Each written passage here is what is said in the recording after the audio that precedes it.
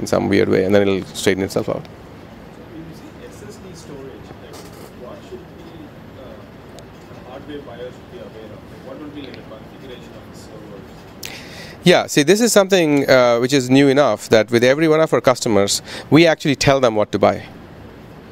So they would have to be aware of the fact that they would have to know which of the providers actually have good systems, which are not flaky, which are well tested, which models are actually worth buying, which makers are trustworthy in terms of, which have tier 1 war support. I mean, all of that knowledge one would have to know. Is it like the standard, like a HP server, like standard producers, or it has to be like a special purpose guys? It's not special purpose. It's like Samsung, Intel, those are the people who build who buy these things. Fusion IO is a high-end version of flash storage. So we work with all of those, and typically what happens is the customer comes and says, what should I buy? We just find out what the requirement is. That's one of the things we do is consult with a thing for free. I mean, like this is nobody knows this stuff, and that's the value we bring. So we tell them buy this, and this will reduce your cost. Here is the latest version which came out. You're going to get twice the storage for half the price. So they won't even know that. I mean, nobody knows these things. So this flash memories goes into standard hardware? Yeah. We just plug it into the base, in the disk base in the various computers. You buy Dell and plug 4 SSDs. I think 4 of them is a pretty standard configuration. I think there are some with 8, and then you figure out how much is there in each, right? That's where we. Just like hard drives. Yes, it's as simple as that. Yeah. It's not a disk, but it behaves like that. You just shove it in. But we use the raw device. That's the only thing we do. And you can put a RAID controller on top. We ask you to remove it. Because many of the stuff that you do with SSDs, it's actually modeled on as if you're using hard drives. But really, you can use them better than that. And that's one of the things that the new databases can do. They can buy you that performance of 1,000 times more. If you just plugged it on a relational database, you will still get 10x more. We'll get you like 2 orders of magnitude more than that. And that is why, but then we're not general purpose, so we can't do SQL. You can't do joins with it. But if you have an application which can use us, I mean, you would really benefit. Therefore, that's kind of the idea.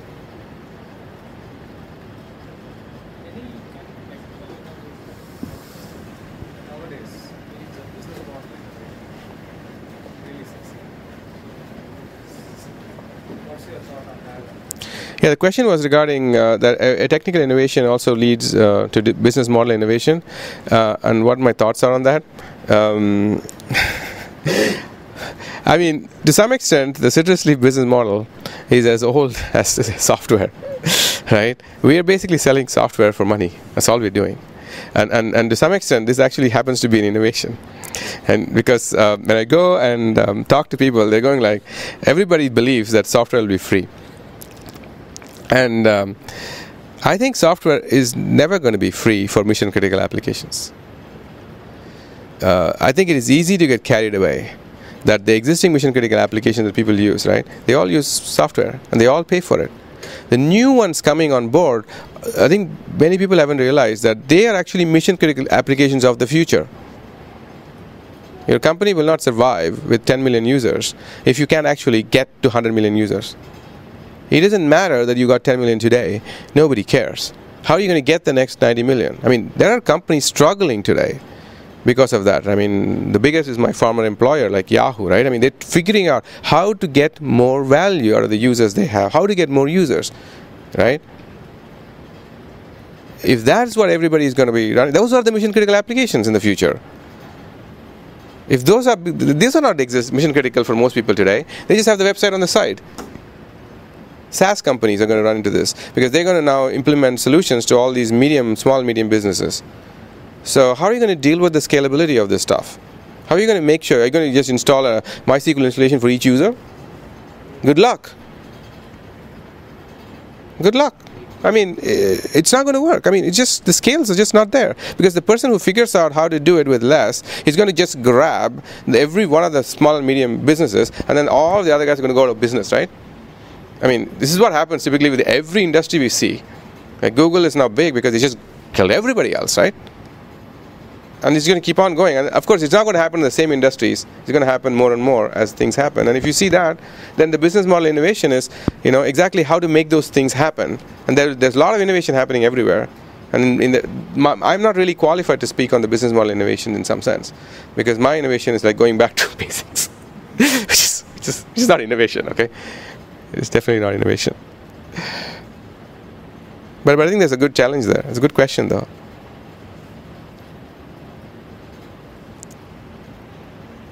Okay, it looks like no more questions. Oh, there's one more. Okay, last one.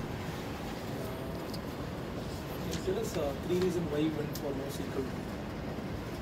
Why you went for the noSql route instead of the SQL. Okay, three reasons why we went on the noSql route. Number one, it's easy. Because I have worked with SQL a lot, and it is hard. I mean, hard in the sense that to get it right. Number two, that's all that was needed for our application, for us to get customers right now.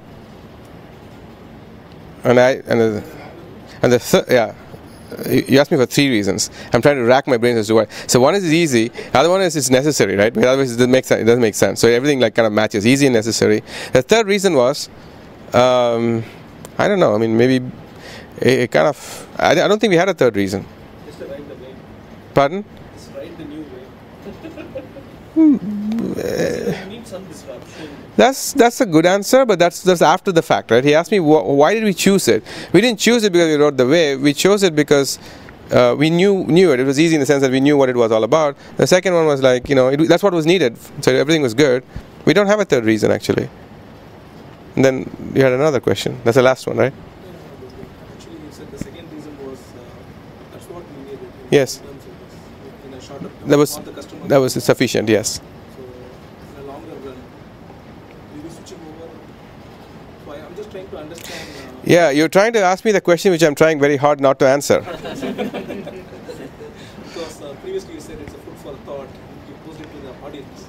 Yes. To understand from a different angle, why did you choose noSql? We didn't choose noSql. We just used noSql because that actually was good enough for us right now. I'm not trying to play coy. I mean, we haven't made the decision. Yes, okay, if you're asking the question, why can't I implement SQL on top of Citrus Leaf? If that's the question you're asking, is that what you're asking? There's nothing which stops us from doing it. But it will take a lot of time and energy, and there must be a good business reason for it. And then we will then become just like MySQL, and then what? How do you compete? I mean, what are you competing against? So those are the hard questions to answer. With other people who have done it, if it's easy. That's the other thing. Okay, thank you very much for being patient and listening to the presentation. So hold on, guys. There is some more left. Yeah. So thanks, Srini. Thanks for an excellent presentation. I hope most of you enjoyed it. As Srini mentioned, sometimes abstraction is very useful, right? SQL is an abstraction built for general purpose applications. But there are special purpose applications where abstractions may not be good. If you take, for example, Java and C++. Java works for most of the cases, right? But there are still certain special cases where C++ is still faster. Or even going back to bare metals like system programming is much more faster, right? So probably, this relates also back to some of the questions that we've been asking for MongoDB session in Chennai Geeks, right?